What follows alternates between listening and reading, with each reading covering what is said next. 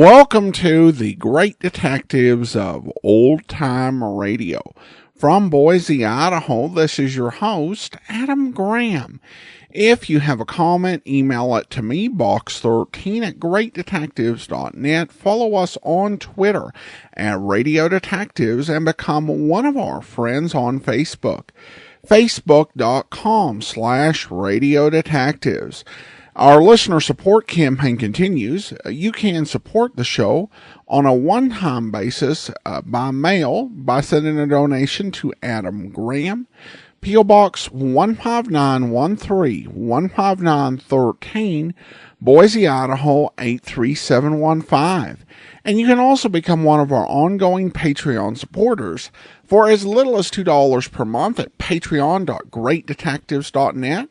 And if you become one of our Patreon supporters before the end of the month, you can vote on what we'll be doing for our summer Amazing World of Radio series.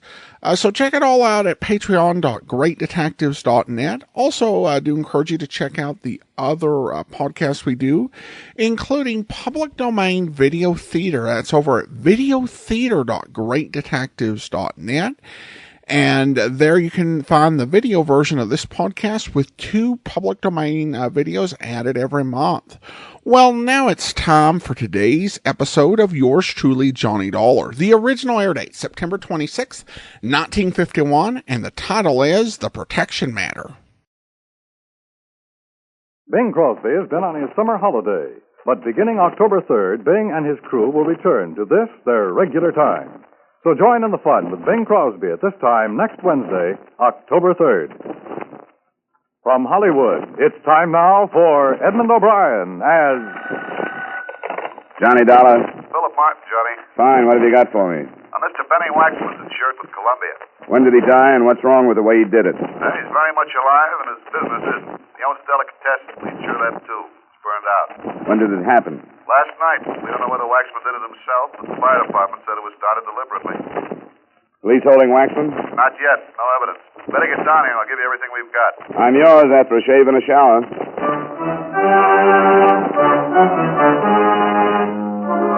Edmund O'Brien in a transcribed adventure of the man with the action-packed expense account. America's fabulous freelance insurance investigator. Yours truly, Johnny Dollar.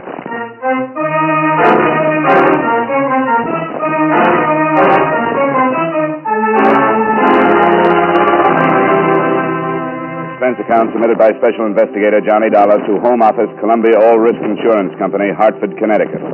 The following is an accounting of expenditures during my investigation of the protection matter.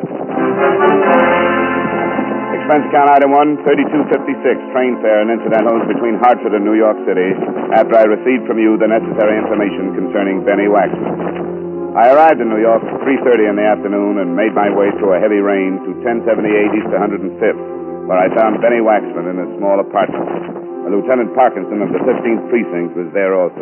Yeah, Mr. Waxman's in. What do you want him for? Johnny Dollar, I represent Columbia All Risk. Insurance? On Waxman's store. Who is it? Guy named Dollar from the insurance company. Come on in, Dollar. The insurance company? Yeah, you know, the reason you started the fire. I had nothing to do with it. I keep telling you. Over and over he keeps telling me, and over I keep telling him he's a liar. A liar? I'm not. My name's Johnny Dollar, Mr. Waxman. How do you do? We can't pin it on him yet. Some kind of a bomb. I ain't got no store anymore. Yeah, sure he ain't. Like the stuff they used in the war. Not a big explosion. Nobody heard an explosion. When it went off, it burned good. Incendiary? Yeah. Don't know how he got it, but we'll trace it. Incendiary? Of course you don't know how I got it. I didn't get it. How much was the place insured? $20,000. You're not going to get it, Waxman. Look, Lieutenant, I don't care no more. I don't care. Do you hear me? You will. I'll make you care. I didn't start it. There was a man killed in that fire. What? I didn't start it. I didn't kill nobody. I wouldn't. People lived over the store, 3 apartments. An old man didn't get out. Your company won't have to pay a red cent, Dollar, because I'm going to prove Waxman started it. Why would I burn down my store? I make a good living. Tell Mr. Dollar how much money you've got in the bank. You hear me, Waxman? $600. That's not much for a guy who makes a good living, is it, Mr. Dollar? I told you a dozen times. He told me he gave $5,000 to his daughter. It's the truth. You checked the daughter? That's a little tough. We can't find her. Used to live here with her papa, but she's just disappeared, and Papa doesn't know where she went. Do you, Papa? She went on a trip, Mr. Dollar. A vacation. Yeah, I gave her the $5,000 for a vacation. And he doesn't have any idea where she... I don't know where she went. He just gave her $5,000 for a little vacation. It broke him, but his daughter needed a little vacation. Don't care anymore. I tell you, I don't care. Mr. Dollar, tell your company I don't want the insurance money. You don't get out that easy. I don't want out for nothing. Look, you're on a spot. You figured it was a cinch. So many guys like you, Waxman, figure it's a cinch and forget about guys like me. I want you for a fire and a killing, and I'm going to get you. I'll say it forever. I did not do it. I'll say it till they take me to my grave. That doesn't give you much time. Well, I've got to be going. I'd like to look at that report, Lieutenant. Yeah, sure. Come along. No, I'll check with you later. I want to talk to Waxman. Sure, 15th Precinct. I'll be around until they find out where he got that bomb. Right. You're loose till I get something, Waxman, but do me a favor, huh? What is it? Try and leave town. I'd love it. See you later. Yeah. Mr. Dollar, go back and tell your company to forget it. I don't want the insurance money. If you didn't have anything to do with the fire, you're entitled to it. I'm going to leave this town when I can. Open a business somewhere else. Another city if I'm lucky. If you're not guilty, why not take the money? Because I cannot prove I am innocent. What are you afraid of? What? I said, what are you afraid of? It's pretty obvious you're afraid of something. I'm not afraid. I'm nervous. Policemen, the fire, and everything. That $5,000 for a vacation is pretty weak. Oh, please, Mr. Dollar, I let your company out of all the claims. They don't have to pay me nothing. Now, please, don't ask me any more questions. That cop's out to get you.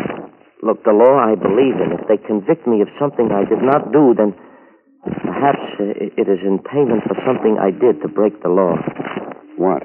I can't explain. Now, please, Mr. Dollar. Okay. Look, Mr. Waxman. Good day, Mr. Dollar.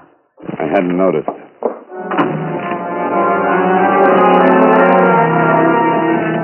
I left the building and went out on the street. The rain was coming down harder, so I turned up my collar and started to walk. I couldn't stop thinking about Benny Waxman and this crazy, mixed-up story. A guy who burns down his store with an incendiary bomb is smart enough to have a better story. The $5,000 he'd given his daughter for a vacation, that was wrong. Making himself look guilty by telling me to forget the claim, that was wrong. He was scared, not of Parkinson or me, but of something that was mixing up his reason. Maybe I was wrong, too, but I was going to find out. The 15th Precinct was on Madison. Lieutenant Parkinson was in his office. Hello, Dollar. Yeah, you look wet. I walked. I'll take off your coat. Thanks. Well, sit down. Thank you. Did you have a talk with Waxman? Nothing I couldn't tell you in 5 seconds. Yeah? What do you think? I'm surprised. And what? I didn't come here to insult him. You think he's innocent? I think there's a lot more to it than just a fire and a killing. Isn't there always? I think he's scared stiff. So do I. A guy who starts a fire... Has a better alibi. You want some coffee? Yeah, sounds good. That should be. My wife gave me the electric pot so I could have my coffee on duty. Says I drink too much of it, but she gave it to me anyway. Here you are. Waxman didn't start that fire. Is that strong enough? Tastes pretty good. Guys who burn down their business do it 2 or 3 different ways. Not with an incendiary bomb. I've got to ride him. I tried to be nice to him, tried to get it out of him, but he's too scared. Of what? Well, now I have to guess. There's a protection racket here that covers every independent store in the city. It's the tightest, best controlled organization I've run up against. So tight that we've been trying to break it for a year. 2 other stores have gone up this way, but the owners are so scared they won't say a thing. Scared for their families? It's the best thing to be scared for. Waxman's daughter. Yeah. I don't know how she fits. I don't know how the $5,000 fits. What do you expect to gain by making him look guilty? Long shot. He won't say anything, but maybe one of his friends will. Maybe they'll say something. If they've been scared this long, He's got one friend, a very close friend, Angelino Giuseppe. Business? Yeah, delicatessen like Waxman. Angelino hasn't got a family, but he got beat up last year. Wouldn't make a complaint. He's scared, too. But he's only got himself to worry about. Maybe if he thinks his best friend is in line for a murder rap, he'll give us something to go on. Why don't you arrest Waxman? Make it look like he's really in trouble. I'll do that when I have to. I think his daughter is mixed up in it some way. Most of her clothes are still in the apartment. Maybe Waxman will be contacted. I want to be around when he is. Kidnapping? I don't know, Dollar.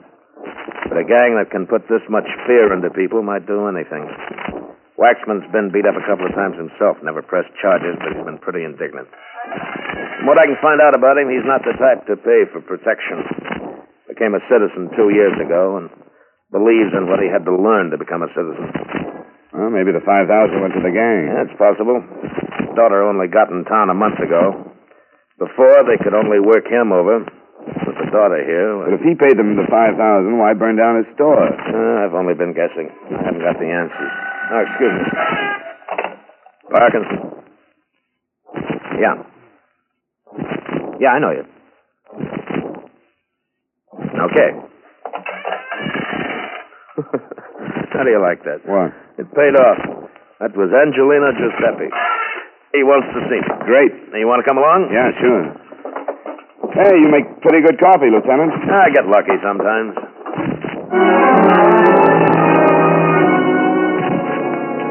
We left the precinct and grabbed a cab. Parkinson didn't want an official car in case somebody should be watching Angelino. We cut across town, and 20 minutes later, we were walking through the front door of Angelino's delicatessen. A small, broad little man with a bald head moved around the counter and walked up to see us. Hello, Lieutenant. Hello, Angie. That's new man? Johnny Dollar, insurance investigator. Mr. Dollar? Hello, Mr. Giuseppe. What do you want to see me for, Angie? Well, it's about Benny. Oh, what about that? You're gonna arrest him? That's right. You think he burned down his own store? I know he did. What about you, Mr. Dollar? Do you think Benny burned down his store and killed that man upstairs? I've seen the evidence, Mr. Giuseppe. I think so. You bring me all the way over to ask me that, Angie? No, Lieutenant. Look, if I tell you something that maybe shows you that Benny don't burn down his store... What? Well, it's maybe going to make a lot of trouble for a lot of nice people. They'll get protection. I could get killed. Not while I'm around, Angie. Well, Come on, Angie. If you got something, give it to me. I was on my way over to pick up Benny. Now, if you've got anything that can save him, let's have it. Well, I can't prove that Benny did not burn down his place, but I think I can tell you who did. Who? Them guys. Them guys who come around once a week and collect the dough. Tell me about them. Well, you remember when I got beat up last year? Yeah. Them guys have done it. They make us all pay them protection. And if we don't, we get beat up or our families... Who are they, Angie? Well, I don't know their names. What's the matter? You better get out. Two guys crossing the street. Yeah, that's them. You better get out. They got the guns. Those are the guys who beat you up? Yes, the police. So look, you better get out. All right, now listen to me, Angie. Act like we're customers. But they got the guns. Do what I tell you. Dollar. I'm all right. Okay, here they come. Now try to act like nothing's wrong, Angie. Okay. I try, only... And give me about 8 slices of the Swiss there, will you? All right. Angie. Oh, yeah, I'll be right with you. Just the envelope. We don't want no cold cuts. Hello, Red. Stop. Look out. Oh, no.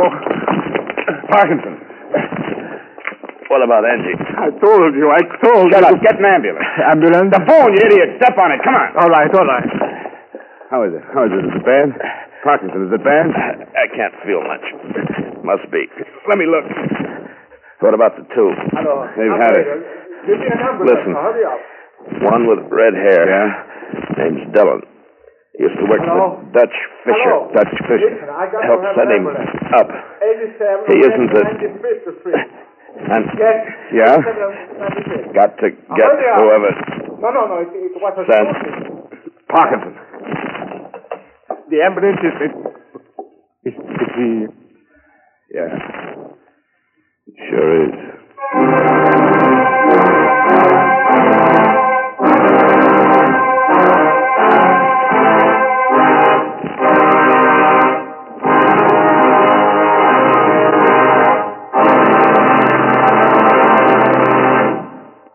We'll return you to yours truly, Johnny Dollar, in just a moment.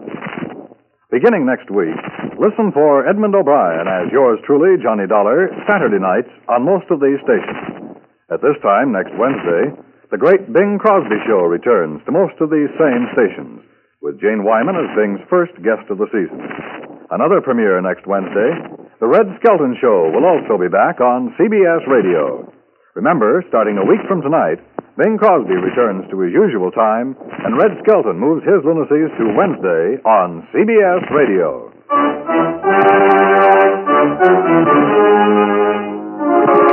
Now, with our star Edmund O'Brien, we bring you the second act of yours truly, Johnny Dollar.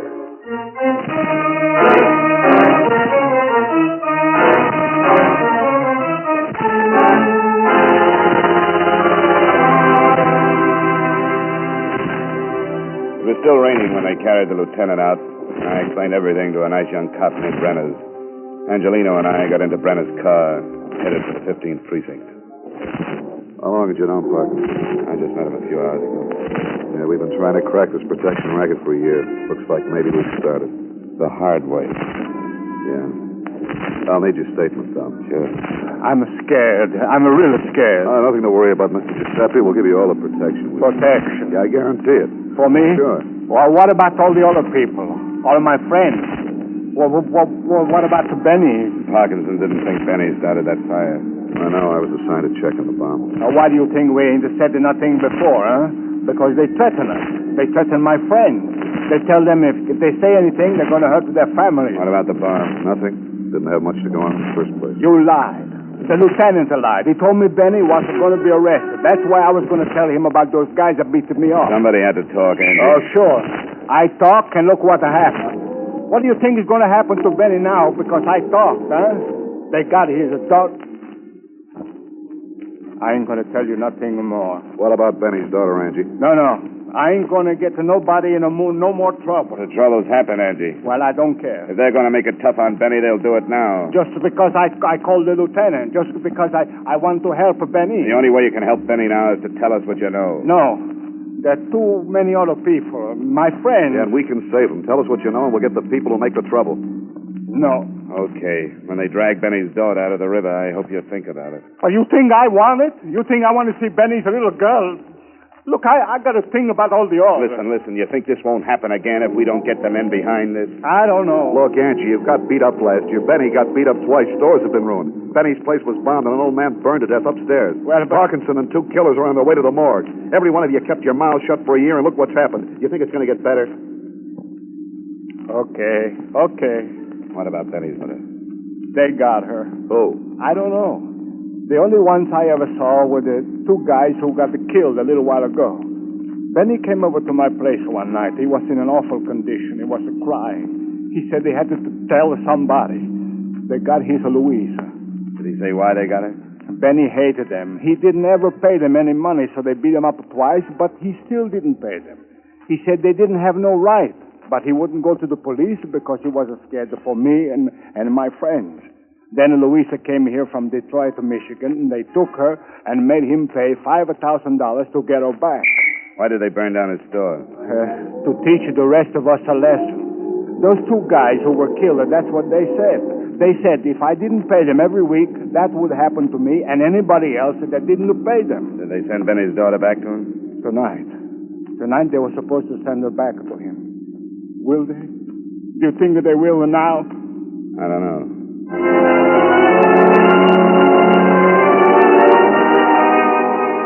drove our way over the wet pavements that reflected the sun as it sank into the river behind us. At the precinct, Brenner's got our statements and took me down to the mug file to look at pictures of Red Dillon and his partner. That's Dillon. 1, 2, 3. 6 arrests, 2 convictions, 1 in this state. Kansas City import? Yeah, most of the arrests that city. That boy. I don't know anything about the other guy. I think he's new. When will you get a report? That shouldn't be long. Parkinson said Dillon used to work for Dutch Fisher. Yeah. Here's Fisher's package. He's still doing time. Yeah.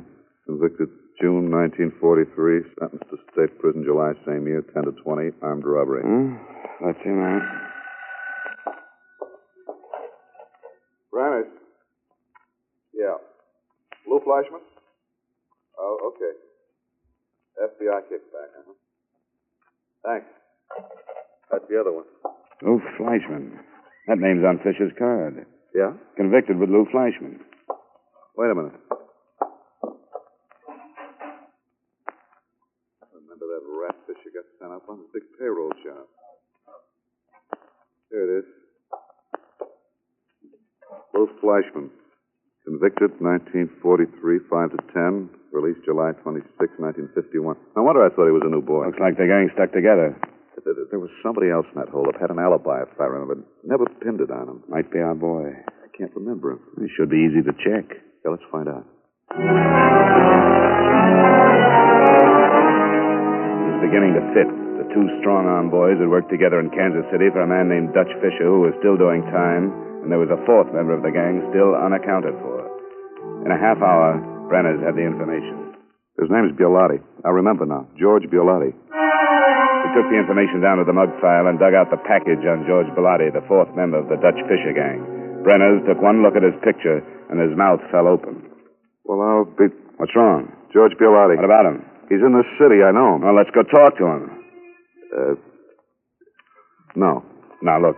Benny's daughter is still missing. That remark I made about the river could become a fact. George Biolotti is George Bivens. That's the name I know him by. Came to this town about 7 years ago. Runs a respectable nightclub. Then pick him up. On what? Suspicion. He's clean in this town. Well, you've certainly got enough in this record to have a talk to him. There isn't much time. If we pick him up, that girl won't live 5 minutes. Yeah. Where's his nightclub? 52nd Street, the Yellow Parrot. Why? Well, somebody's got to talk to him. And in your official capacity, you'd never get the answers you wanted. What makes you think he'll give them to you? Because I kind of liked Lieutenant Parkinson.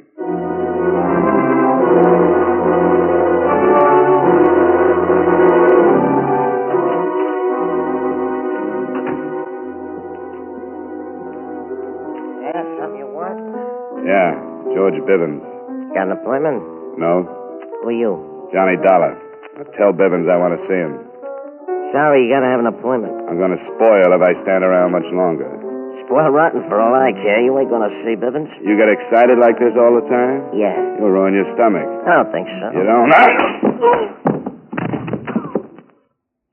Skeptic. Hey, you at the piano. Which way do I go to find Bivens? Thanks.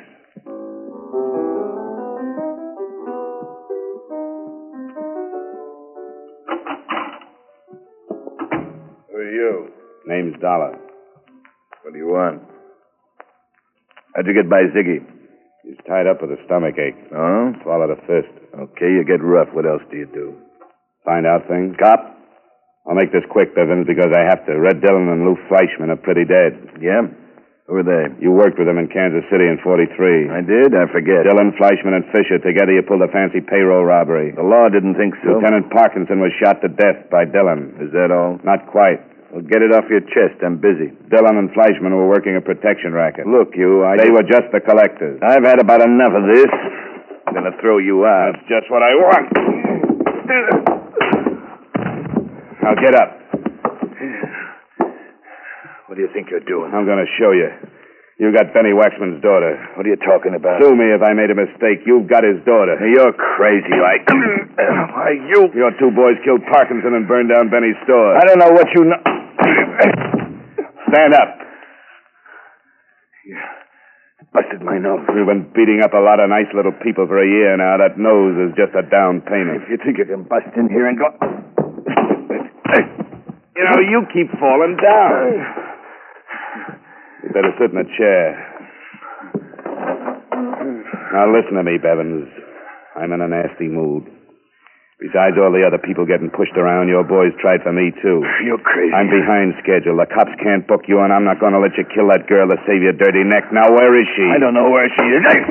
Please, believe me, Bivens. Dollar. Look, I got friends. They'll take care of you. Who's going to tell them to do it? I am. With your mouth swollen shut? Come on, Bivens. Where is she? I don't know. Where? Where? Warehouse. 14th Street Dock. What warehouse? All right. No. Rogers and Sons. Big sign on the top. Police department, please. Don't you know it's not polite to listen, Bivens? What do you want me to do? Go to sleep.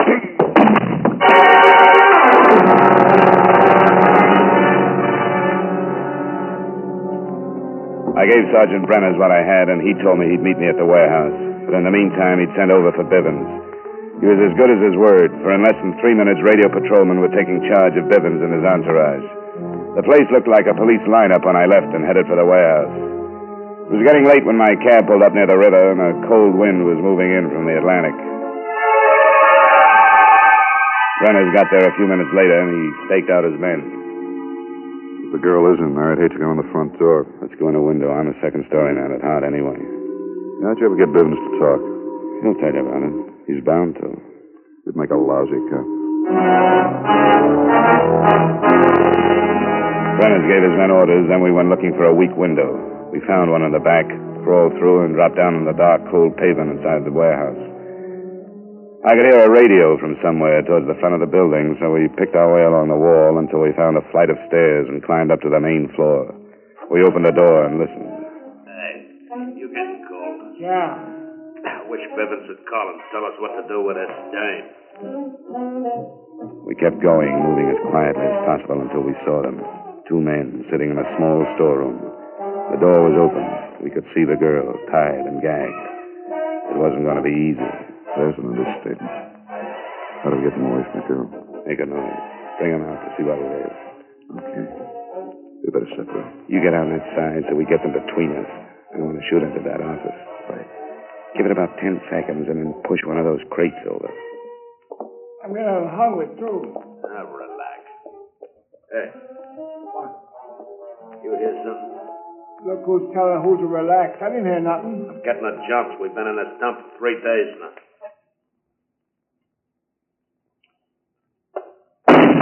What was that? You gonna tell me I'm hearing things now? Somebody's out there. Yeah, kill the light. What do we do? Shut up. But this dang kidnapping, that's... Shut up. Yeah, maybe it's nothing. Maybe a cat or a rat or something, huh? Let's get out of here. Let's forget the dam and get I out. told you to keep your face shut. Now, come on, let's see what it was. Maybe it's the cops. Something was wrong. Bivens would have called, wouldn't he? Or maybe he couldn't. Maybe they got him. Ah, nuts. Come on. I don't see nothing. It's too dark. There's the crate. Drop 'em, boys. Come on!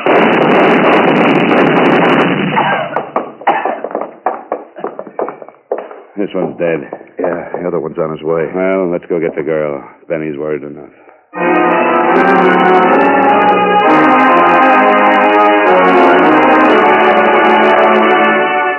We took Benny's daughter back to her father, and he confirmed the story that Angie had told us. Angie was sent home, and the last I heard, the store owners who had been paying protection to Bivens were planning the biggest block party since the Boston tea caper. Expense account item 2, $20.80 for 2 dinners. Brenner's was nearly as hungry as I was. Item 3, $16, flowers for Lieutenant Parkinson's funeral. And item 4, same as item 1, fare and incidentals between New York and Hartford. Expense account total, $101.92. And the next time you send me out on a simple little insurance fire, make sure it's really simple. I don't mind helping people out occasionally, but I'm too old and too underpaid to go back to being a Boy Scout. Yours truly, Johnny Dollar.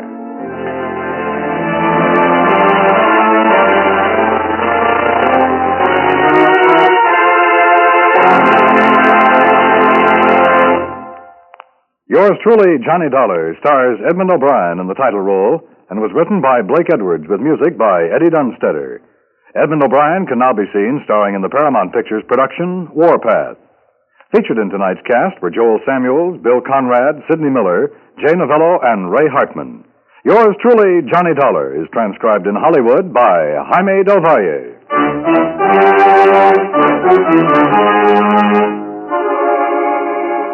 Beginning next week, October 6th, Johnny Dollar will be heard on Saturdays at a new time.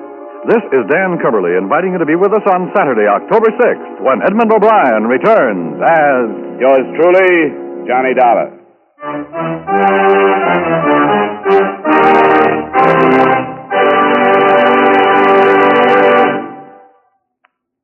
Our country needs the help of every citizen.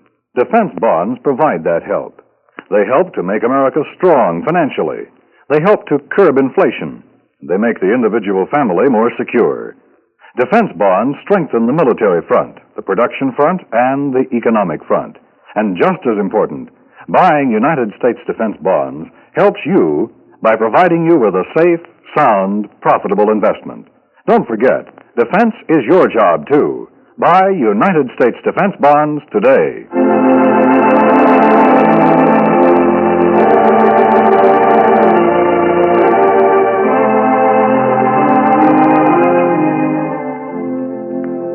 Strike a blow for freedom. Join the crusade for freedom to get the truth to people behind the Iron Curtain. As long as they're kept in ignorance, the 10th world situation may not improve. Support the crusade for freedom with funds for freedom. Stay tuned now for the Virgil Akins-Freddie Dawson fight, which follows immediately over most of these same stations.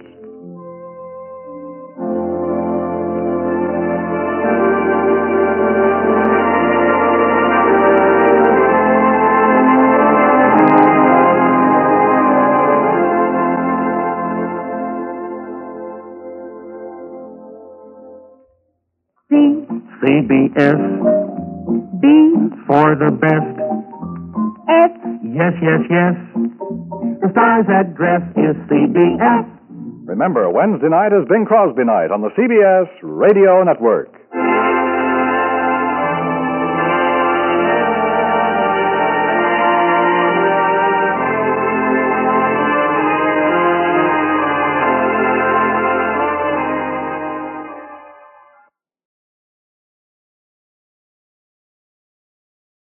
Welcome back. William Conrad doing one of those things that you wouldn't really have a chance to get away with on television, as he gets to play both the murdered cop as well as the crook Johnny confronts at the end of the episode. I do have some empathy for Johnny Dollar's remarks at the end, because this at first sounded like a pretty clear-cut case, and then becomes this really major ordeal.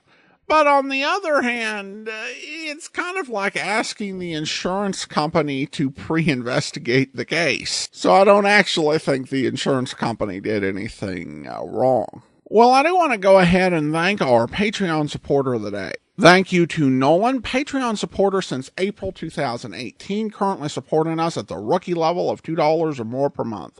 Again, thank you so much for your support, Nolan.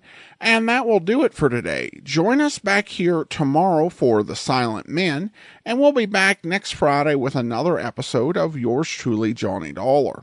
In the meantime, send your comments to box13 at greatdetectives.net. Follow us on Twitter at Radio Detectives, and become one of our friends on Facebook, facebook.com/Radio Detectives.